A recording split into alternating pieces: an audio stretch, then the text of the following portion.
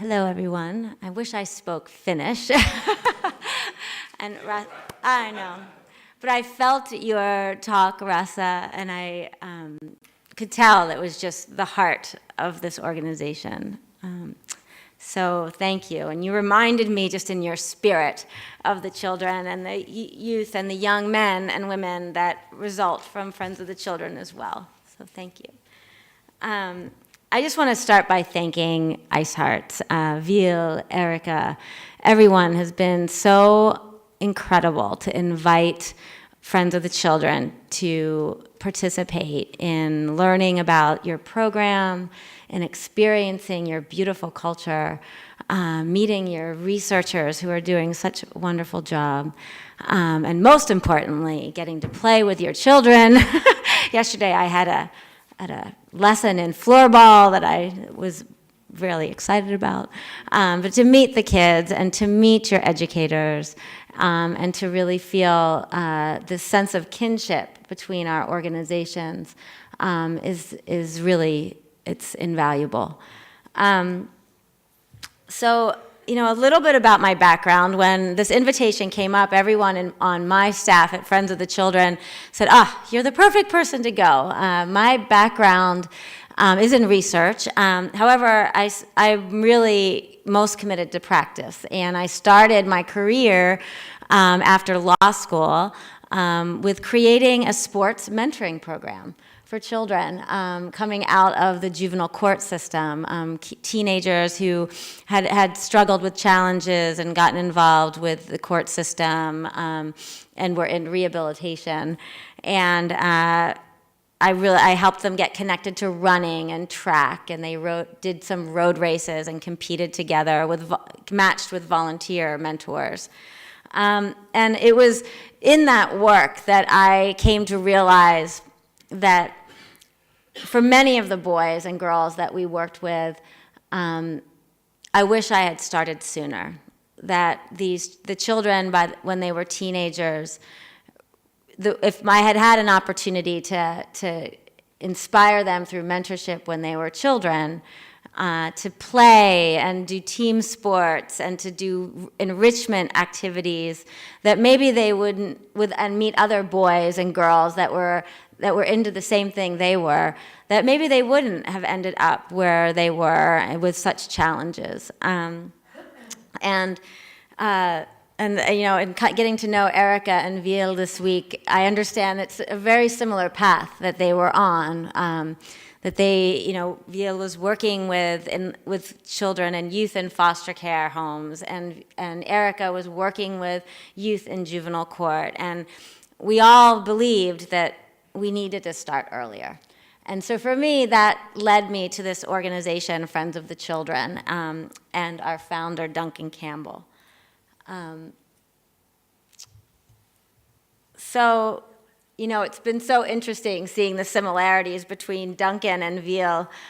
They are kindred spirits in every way. From when I first arrived, if Duncan had you, if you were in Portland, Oregon, the first thing he would do is put you in his car and drive you around town and show you the house he grew up in, show you the places in his community that inspired him to start Friends of the Children. And, you know, the mission, the alignment between our two organizations is incredible. We must start early. We must begin with prevention. We must identify the children who need us the most and work with the children who need us the most and stick with them. Make a long-term commitment to be there no matter what. For our organization, we start with children at ages 5 and 6, and we make a commitment that we will stay with them no matter what until they graduate from high school, which is around 18 years old. And then also, we are committed to research, of learning how to be effective with the programs, because we have such a short amount of time. Even though it's 12 years, our amount of time each week, each day with these children is so precious, and we need to make every second count. And that we want to share what we learn about our program with others, because we all believe that we need to change the way our countries make investments in children. So I'm going to show you, I'm going to try, I'm horrible at computers, but I'm going to try to show you a video that I think is going to ring very true for you. Every child grows up with a head full of stories, and stories are powerful because the ones we believe about ourselves shape the way we live, the choices we make, and ultimately the story we write for ourselves. For many children growing up in the cycle of generational poverty, the story often goes like this. You have no future, no potential.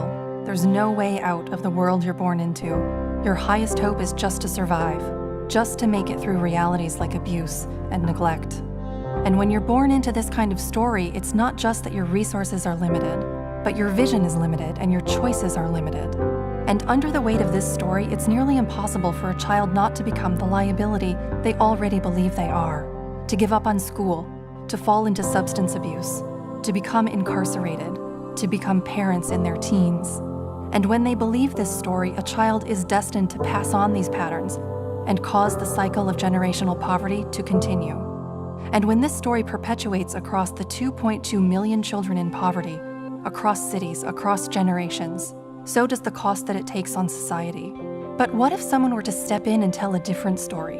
What if someone said, you're not a burden, you're not a liability, you're an immensely valuable asset, a person that is worth investing in? For over 20 years, Friends of the Children has been telling that story. Friends of the Children is a nonprofit organization that's transforming lives and breaking the cycle of poverty through the power of relationships. We've found that all it takes is one person to show the way out, one person to stay by a child's side for the long haul, no matter what, to enable them to thrive. To that end, children who enter the program are paired with a friend who will guide and support the child for their entire 12-year journey through school, from kindergarten to graduation. These friends are full-time, paid, trained professionals who help children live out a better story every day. This kind of commitment has monumental effects on the system of poverty. Although 60% of these children have had parents incarcerated, 97% avoid the juvenile justice system. Although half of these children have parents who dropped out of high school, 85% graduate. Although 85% of these children were born to a teenage parent, 98% avoid early parenting. These kinds of breakthroughs have the power to change our entire economy. The Harvard Business School Association of Oregon estimates that helping one child live out a new story can save the United States around $900,000. Each dollar invested in a child returns 7 to the community. And what those numbers fall short of capturing is the immeasurable value of changing a life. At Friends of the Children, we've seen success, but there are millions of lives. The price is high, the demand is high, but the rewards are higher. Millions of children need to hear a truer story, a more hopeful story, one with a happy ending. Become a part of that story today. Okay, so let's just tell you a little bit about our model. We, at Friends of the Children, we do our best to identify children early and then match them with a paid professional mentor that we call a friend. And that friend stays with them, again, for 12 and a half years. We go through a pretty rigorous child selection process that I'll explain a little bit later, but the children that we work with in general, we spend 6 weeks in the classrooms of kindergartens, observing children, getting to know them, seeing which children may be displaying some aggressive behavior or perhaps are more withdrawn in the classroom. Children who may be hungry, may look like they need some clothes for school, that the teachers and counselors have an idea that their family is facing some challenges. So our friends are actually in the schools doing a risk and protective factor assessment that's been codified by our researchers to identify the children who we think need us the most. We also now are selecting children from the foster care system. So children who are in foster care, the counties are referring children to us as well. And these are some of the risk factors that they are faced with. Many of our children have parents who've been incarcerated. Many of them, their parents did not graduate from high school. Were in the foster care system. An overwhelming number of the parents of our children were teen parents themselves. And so this cycle of challenges is something that we are hoping to inspire a sense of hope and being able to overcome. And so once we select the children into our program, we spend a lot of time talking to the parents and asking the parents what their hopes and dreams are for their children. We do home visits to really get to know them, meet them where they are, and give them an opportunity to talk to us, so that, because it's a precious gift to be able to work with anyone's child, that we take very seriously. Who are our mentors? We call them friends. One of the interesting things I've encountered this week is how do we define this profession of an educator, of what you are doing in the classrooms every day? We struggle. We call them friends. They're mentors, they're advocates, they're coaches, they're educators. And they're just wonderful people. We pay everyone a full-time salary. Each friend works with 8 to 12 children, and we've made it a profession. The average age of our friends is 30. They've all have had a background in working with children, and they represent the communities of the children that we serve, with over half of them coming from diverse backgrounds. And how do we train our friends? What are we looking for in a friend? We've developed base competencies of what we see a friend role as being. And one is the ability to collaboratively set goals. Being able to work with children on their goals and the steps that it takes to achieve those goals is a trait that we look for it, and we train an ongoing support around. We also want friends who are able to meet the diverse needs of the children that we serve, to really understand trauma and the impact of trauma and poverty, and how to help children navigate through that and build the resiliency that they need to cope and overcome, and become thriving children, thriving individuals. The friends also do a lot of advocacy in the schools. I loved the term, and we use it at Friends too, bridges. They're bridges. They're bridges from the school to the home to the different services that the families are receiving. For those children that are in foster care, this is a huge part of the Friends' job, because it's so confusing, at least in the U.S., navigating all the different requirements and services and counseling that the children need. So the friends are there in the school, in the home, in the community. That's something that is very important. And we also recognize that friends also have to recognize the role of data, of using data and the appreciation of using data to intentionally inform their work with children. They can't be afraid of that. That might not be their biggest strength coming in, but they have to be willing to try. And the third piece is we commit for the long haul, as I mentioned, 12 and a half years for every child. We start at age 5, through the age of 18, no matter what. We stick with them within a 30-mile radius. If they move, if they change schools, we are there. And I was having lunch with one of your educators today, and as the kids get older, they change schools. You have a team of Ice Hearts in elementary school. Well, by high school, they may be in 9 or 10 different schools. And so our friends really need to be able to navigate and be confident to initiate new relationships with school personnel. And so, this is just, again, our individualized attention. The one difference that I think that we've been noticing this week, but it's a compliment, is that Friends of the Children is initially very focused on one-on-one. individual relationship building. So each friend has 8 children on their caseload, but particularly in the elementary school years, their job is to devote 3 to 4 hours a week, one-on-one with that child. And then we integrate the group programming. So it's a little different than Ice Hearts, but our goals are the same. One of the big things we believe in is wanting to build social capital and social network of the children. Research, we're learning more and more about the importance of research that to break down some of the issues of inequality and inequity, that concept of building strong social networks for children and families is so important. And that is definitely something that we believe our friends are doing.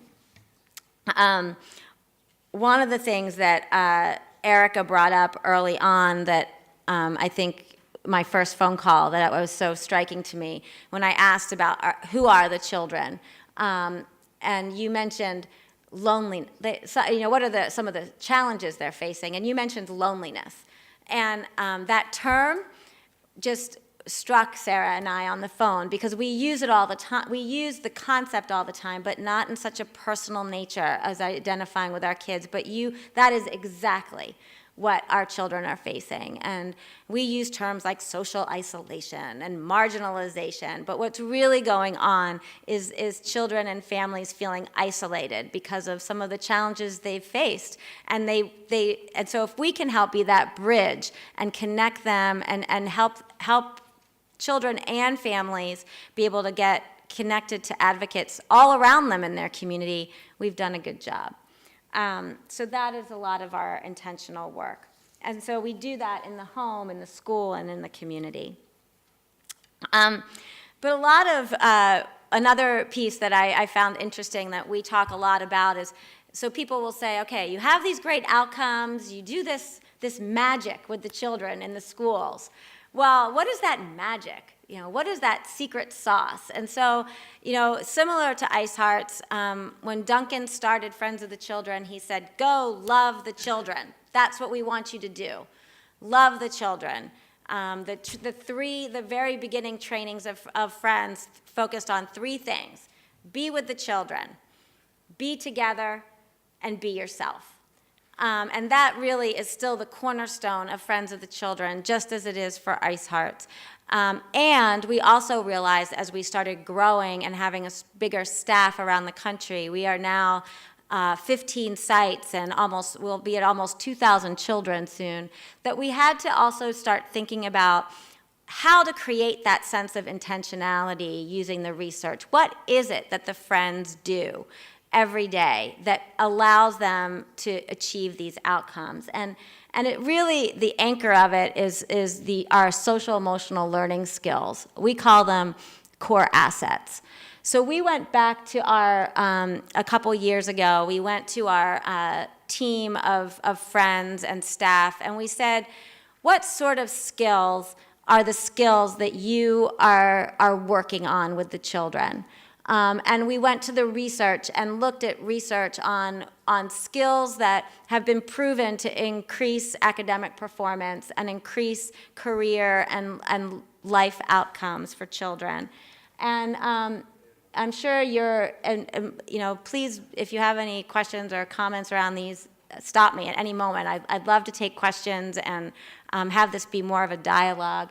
But these were the 9 core assets that our friends said, this is what we do every day with kids. This is how we help them achieve their outcomes. Growth mindset, Carol Dweck's research on a love of learning, kids being curious and always wanting to learn and having that perseverance. Another wonderful researcher, Angela Duckworth, who talks about grit, hanging in there, even if things get tough, even if you don't think you can accomplish the goal you've set for yourself, being able to recalibrate and stay in the game. I know that's what Ice Hearts teaches. I saw it yesterday on the court. Self-determination, that idea of believing in yourself and believing that you have control over your own future. and self-management. Particularly in the early years, we spend a lot of time on self-management, the idea of being able to manage your emotions and being able to be in a classroom environment and get your work done and handle frustrations, as well as building those personal relationships that you need. So some of these, every single day that our friends go out into the community, we are wanting them to identify which core assets they're going to work on with the children that they're with and attach that to the different activities that they're doing. And this is our program model. We start with our 3 long-term objectives, which is high school graduation, and then avoidance of juvenile justice and avoidance of teen parenthood. And that was something that Duncan chose, those 3 outcomes back when the organization started. We basically want every child to be successful. And so these intermediate outcomes, we need, as you guys do, you start at 6 and you go to 18. Well, what are the outcomes that you're looking for during those intervening years that will lead to your long-term outcomes? And over the years, these are the areas that we set out, and we have indicators of what we identify as the success in each of those intermediate outcome categories. So for school success, it's academic performance, attendance, competency. In the social emotional area, it's having positive friends. And also, we track the social connections, how many other caring adults besides our friends do the children have in their lives. Improved health, nutrition, physical activity, Ice Hearts, it fits right in there. Making good choices, those extracurricular activities out of school time, are they not getting involved with risky behavior? And then are they having career goals, and what are they thinking about for when they grow up? And so we have the kids set goals every year in those 5 categories. They sit down with their friend, they decide together what their goals are going to be for the year. And then this is really the operational side of Friends of the Children, where we through these different strategies of one-on-one relationships, advocacy, developing these goals, group programming, we have the friends work on these developing core assets to achieve those intermediate outcomes. And we found that, once we developed this theory of change, it really helped our friends. It helped the supervisors of our friends be able to coach better. We all were using a common language. It's really improved, I think, the culture of Friends of the Children, because we have these pillars of values that we say we want every children to achieve. And then the fun part is that the kids, we start using the language and they start realizing what they're good at. So, they're good at everything, but they have strengths in certain areas. So, I can think of one little boy, John, right now, who is he perseveres. And some may call him stubborn. Others would say he perseveres. And so, of course, we spin everything and frame every behavior into a positive. And so John, he knows. He perseveres. He's going to stick it out on that basketball court, till we turn the lights off, and that's really what we want to see. So we've created in our different offices around the country, we have those core assets are branded. They're on the walls. They're on everything that we do. And our staff also owns the core assets as well. So when we do professional development, our staff is also having to own and identify with those core assets. Does anybody have any questions, or I don't know, I feel like I'm talking a lot. Yeah. I would like to know how you take care of the friends, about their mental health as they go on. Yeah, and I'm so sorry. I know this week is really difficult, and losing anyone is so tough, and we have certainly had challenges at Friends of the Children as well of losing children. We've had quite a few children who have passed away or have gotten into really serious trouble. And our friends bear so much on their shoulders with the individual relationships that they are forming and being in the home and in the school and really getting to know children for 12 years. It's a family. And so we do a lot of self-care. Each group of friends, we have teams. So the friends, there's 4 or 5 friends that we have a team leader who supervises those friends. And so they meet weekly together and are able to work through different issues together and get some peer-to-peer learning. And then we also do a lot of self-care. One of the beautiful things about being a friend, just like your educators, is that it's a flexible job and you're out and you're about. And so we want to make sure that it's easy to do. Like yesterday I was asking, I think Tommy or one of your educators, I was like, well, how you're in the schools all day and then you're also doing after-school programs and you have to have time for yourselves and your own family. So we do a lot, very regimented, using data to make sure that the friends are tracking their time and taking that time off. But that's a really good question. It's important work.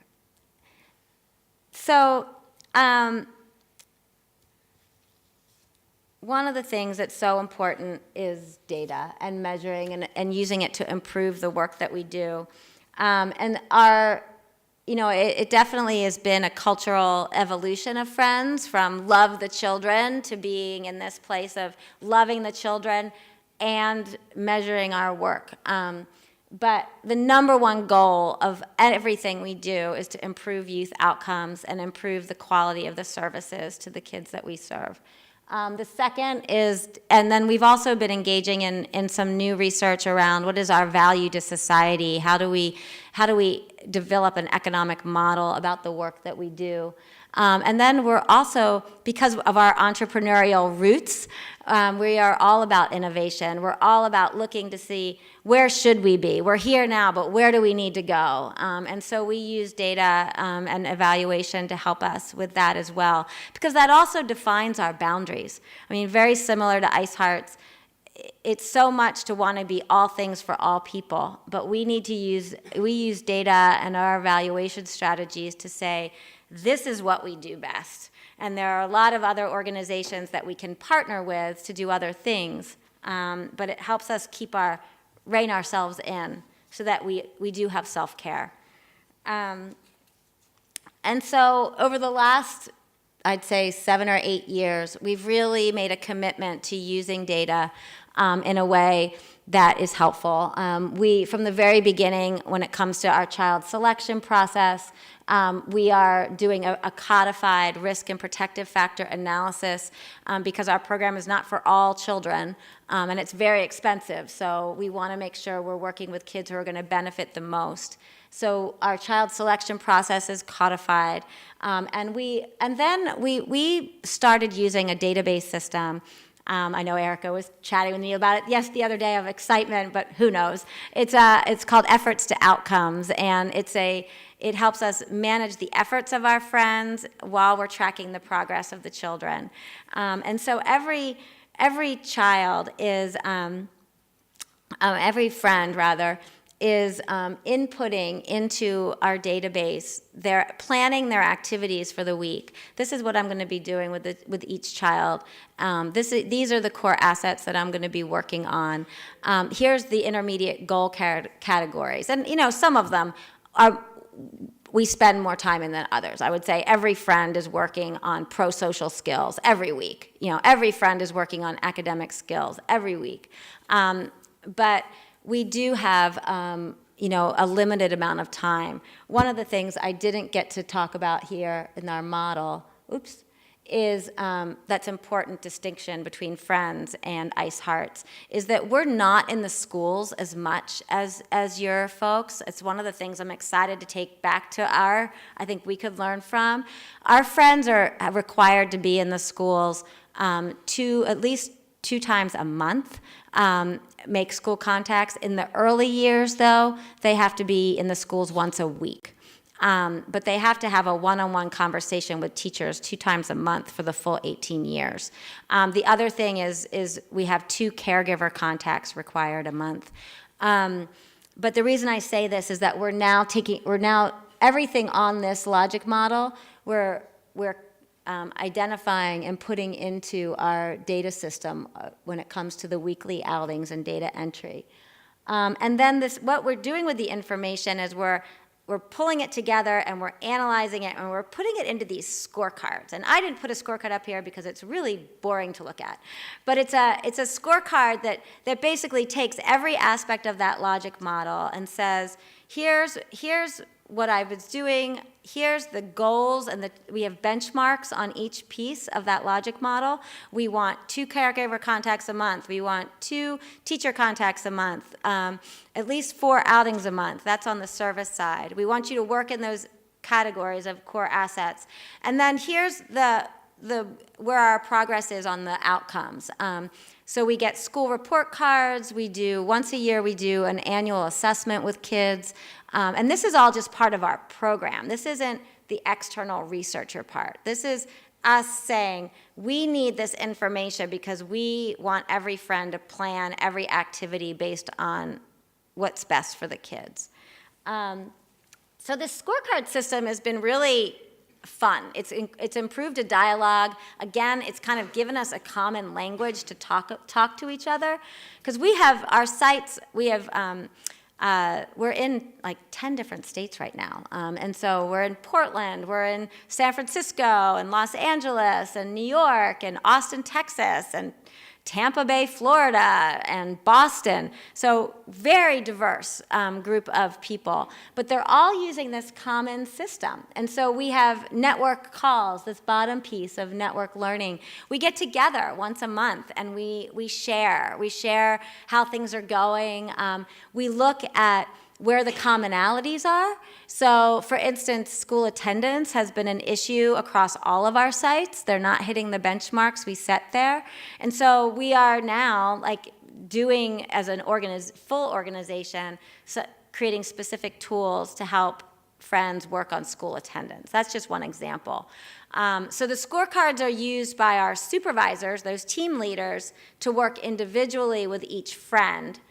So you can bring them all the way down to a friend will have a scorecard that has all their kids on it, and you're looking at the individual kid level. And then the program directors of each site are able to look at it by team.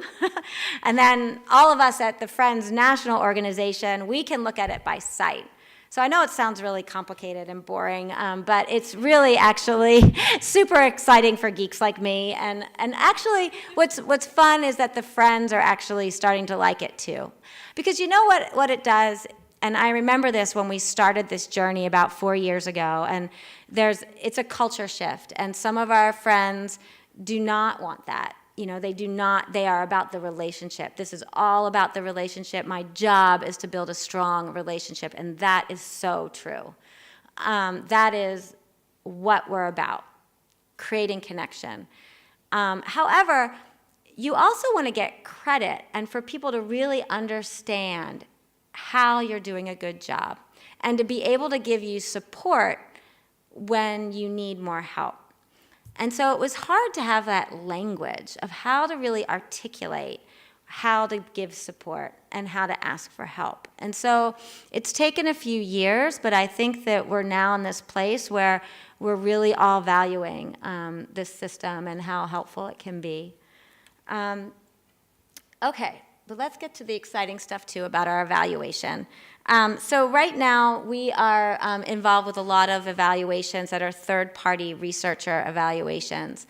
And every year we do one at our biggest site in Portland that has over 500 children. We track our long-term outcomes, and we're just really proud to say that 83% of our children are graduating from high school.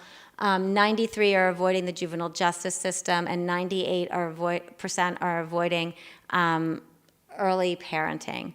So these percentages are, are what keep us going. When you saw the cycle of how some of our children, the challenges that their parents have had, we really feel like we're onto something of breaking those cycles. We're also part of a randomized control trial that's being run by the University of Washington. And so back in 2007, we received an NIH, National Institute on Health grant, to launch a randomized control trial, which is really a gift. It's something that very few organizations are able to secure the funding for, and we worked about 10 years to be able to get this study.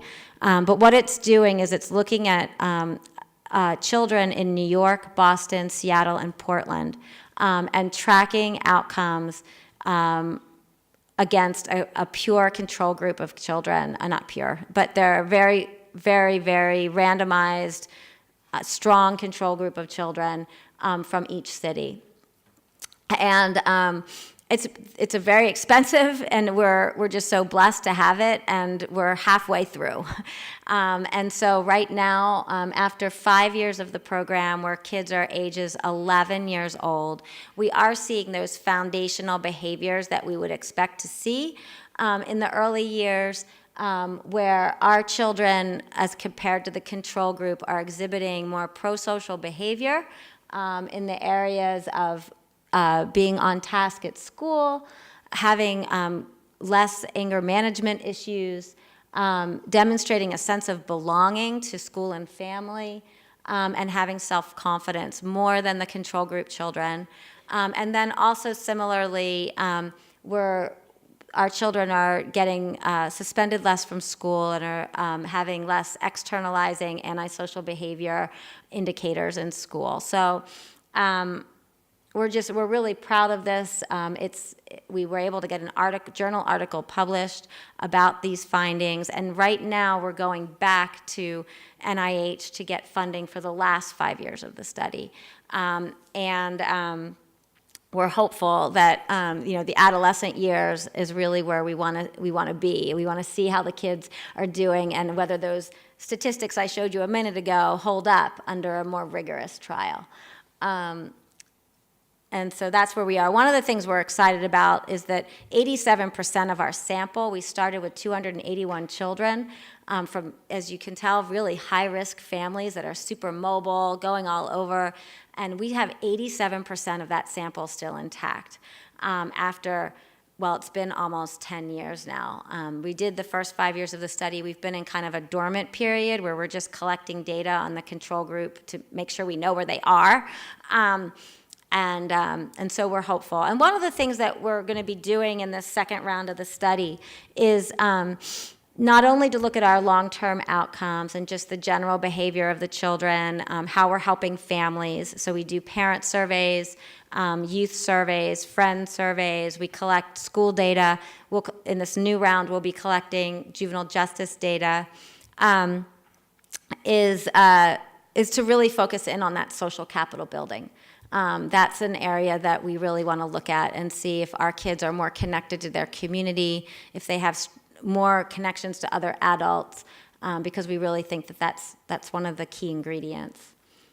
We were disappointed. I don't know what it's like in Finland, but in our first round of the study, we were really disappointed that we couldn't get accurate academic data, like quantitative academic data, enough of it from the schools. In elementary schools, it was very difficult to have a uniformity, but it drove our researchers crazy, and our leadership of our organization, because you really want to see what those grades were. But we're hopeful that this next round we'll be able to do that.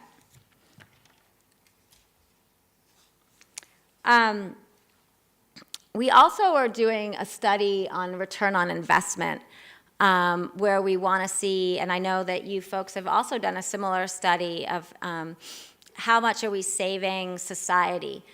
We had some researchers from Harvard dive into our expenses and the benefits to high school graduation on wages, the amount of money that is spent on teen parenting. Oh, here we go. Is this the tech? No way. Okay. Okay, let's do that. We'll take a break from this research stuff. That sounds great. Great, and I'm just going to skip through that since you just saw the video. We are right now in a period of doing a return on investment study, and it was interesting to learn that there's potentially an opportunity for you for Ice Hearts to receive a social impact, be part of this social impact bond idea, but that's what we're doing is we're trying to understand how much value we are to government. As you know, in the United States, we don't spend a lot of money, public dollars, on children and families, nothing compared to where you guys are. So we need proof points that we actually save the government money to be able to advocate for more investment. And we are also exploring this innovative financing strategy called social impact bonds. And what we're finding is that the people are most interested in our foster care outcomes right now in the early years. In the last 4 years, we've grown from 1 to 4 of our sites selecting children directly from the foster care system, because we all know, sadly, that children who enter foster care often continue to struggle because the foster care system is really difficult. And so we are we're analyzing data right now to see if we improve the outcomes for children in foster care. And to give you an idea, and then we think that we've been told that government may be interested in investing in not only our child welfare outcomes, but our educational outcomes for kids who are in foster care. We're in the middle of the study, but just to give you an idea, that in the States anyway, if you're in foster care and you do not receive a friend, so we did some analysis of kids that look like friends of the children kids at age 5 and 6 and what their long-term outcomes are if they enter child welfare. And it's just really sad. It needs to be improved like yesterday. But they stay in foster care an average of 3.2 years, and that these children have about 4.5 placements, so they're jumping homes, they're not making reading and math benchmarks at all, and that they're overrepresented in the juvenile justice system. And this is in Oregon. This is in one of the states that we operate our biggest chapter in. And so right now what researchers are doing is they're taking our Friends of the Children data. We have about 200 graduates in Oregon, and they're mapping the administrative data to see where our kids lie, and then do some economic modeling to see how much money we potentially save by giving a child a friend. So that's a new area for us that we're excited about. And it was interesting yesterday to talk to folks at Kella and others, who also understand the value of the work that you're doing with Ice Hearts. And I really encourage you to keep pushing your data in front of them, because I think that they could see how they could make better investments as well. And so our new areas, innovation, what's the next horizon? So as you see here, we have a third-party evaluation right now to do further exploration on our child welfare outcomes. And we also, getting back to the parents, my personal heart space in this work is how we help more than just that child and the family, that we actually have a ripple effect on the caregivers and on the other children in the home. It was really amazing to listen to your research the other day about the impact that you all have on the climate of the schools, that your teachers and that people in the schools are seeing that by having your amazing educators being there, role models for a team, but also being there for the other kids, is having an enormous impact. And the Annie E. Casey Foundation in the United States, we were honored to get funding from them because they're really internationally renowned for their work on families. They invested in us last year to do some focus groups with our caregivers. And sure enough, what we're finding is yes, we are having an impact on families. Families feel that we help them, these caregivers feel like they have their own source of support, that they get more connected to the community as a result of Friends of the Children, that their parenting is better, that they just learn some new skills. We had a grandmother once who came up to Duncan. We had just launched our program in Florida. And it was the first time we'd selected kids out of the foster care system. And a grandmother came up to us. She had been given the custody of her children, of her grandchildren, and she said, tears in her eyes, came up to Duncan. She said, I just have to meet you. She said, it's just so wonderful to have some extra support by your friends. And she's like, I didn't even realize it, but having this man come to my home and spend time with my child, is making me realize that I had a really negative outlook sometimes on how I was approaching him, even though I love him dearly and he's my world, that just my language, and because I'm exhausted and because I have so many things else going on in my life to take care of this boy, but that there's just strategies that your friend was using. And anyway, they both started crying. Duncan cries. Everybody cried. And so that really was one of the things that made us say, we really need to start looking at this. And so that's where we're headed with that study.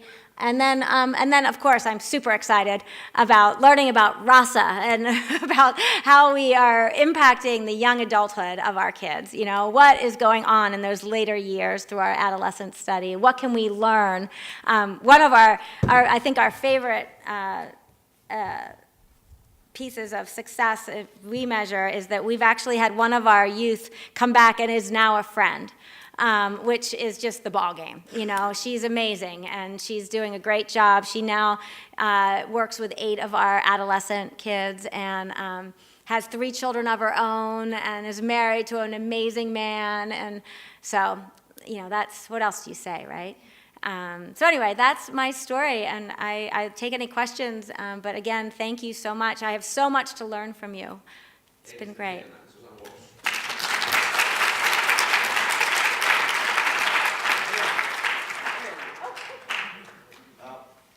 Yeah, it's nice to meet you. Last day I lied to you, We were watching about these books, and I said, sorry, we don't have not one of those with your name, but we do have. Oh, no, thank you. That's wonderful. There you go. When you're running, you can remember. I know, and I love how you're branded. I have a hat now, I have bottles. We could do better, yeah. I want some jackets, so I'm going to go back for friends and get some jackets. Thank you. Thank you, Susan. It was such a nice and warm presentation, so open and so warm spirit was there all the time. It was nice. Ihan muutama ajatus vielä tästä koontina, jotain niin kuin Ice Heartsin malliin liittyen, jota itsellä tuli mieleen, että hieno tämä yksilöllinen aika viikossa lapsen ja nuoren kanssa. Meillä kasvattajilla on iso ryhmä eikä niin paljon aikaa. 4 tuntia joka viikko sitoudutaan olemaan yksilöllisesti nuoren kanssa. Yhdessä lapsen ja perheiden kanssa tehty roadmap, eli tämmöinen vähän niin kuin yksilöllistäminen niiden tavoitteiden, ydintavoitteiden matkassa. Aika hienoja ajatuksia, joita voidaan miettiä sitten, että miten suomalainen yhteiskunta tuohon muovautuu ja muuten. Eli aika hieno juttu. Oliko kysymys vielä? Joo. Slides. Tulee jälkikäteen. Joo, materiaalit tulee sitten jälkikäteen toimitettuna niiden, joiden kanssa ollaan sovittu. Toinen kysymys, another question. Yes, I also would like to ask, you mentioned, Susan, that you are using sport, knowing as a tool to reach your goals. And I know also Ville has sport in his background. Yeah. What are the challenges and differences you see, both of you, in the function of a sport club compared to do what you are doing today? Why I am asking that? Because I see that here is much more values nowadays than sport. This is my personal opinion. For example, in our country, sport seems to be for families who have a lot of money today, not for the poor people's families. So please, could you comment on this something? Yes, we are in the exact same. Susan, please, microphone. It's such a good question, and I thought about it all day when I was with your kids and with your educators, because it's so valuable what you're doing in helping everybody get connected to sport. Yes, it's the same. We struggle with paying. I was explaining that in America, we don't have, in our schools right now, in elementary school, so from age 6 to age 11, there's virtually no paid sports in schools, 0. The only way children get to play on sports teams when they're young, for the most part, is if a parent is able to pay, whether an extra private situation. There's phys ed in schools, but not sports. So parents pay in those early years. It's the privileged parents who pay. And so what we see is this marginalization of inequality, of kids not getting those extracurriculars. So a big part of our job as a friend is to connect kids to the sports teams. And we will help fill out scholarship forms, because a lot of times there may be scholarships. That's, I think, what happens is organizations say, oh, well, we have scholarships for the children who can't afford it. Well, mom and dad don't know how to get the scholarships. They don't have the forms to fill it out. So that's what our friends do, is they help do that. Or they don't have the transportation to get to the fields, or whatever it is. So what I loved about Ice Hearts is that you're doing it at the schools. I was at Mikkolen yesterday, and you're creating the team sport at the schools where the kids are. And I think that's a big learning for me to take back. We have gyms. We have, in fact, that one funny, goofy video is in our gym. But we could do better. I don't know if that answers your question, but yeah. Thank you, Susan.